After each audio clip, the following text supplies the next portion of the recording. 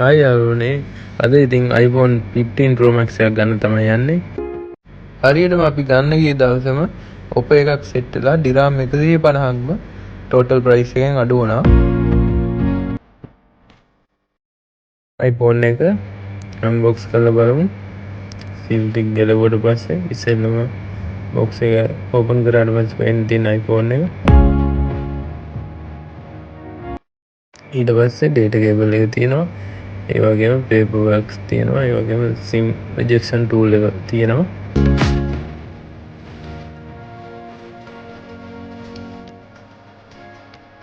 හරි අපි බලමු iPhone එක setup කරන්නේ කොහොමද කියලා.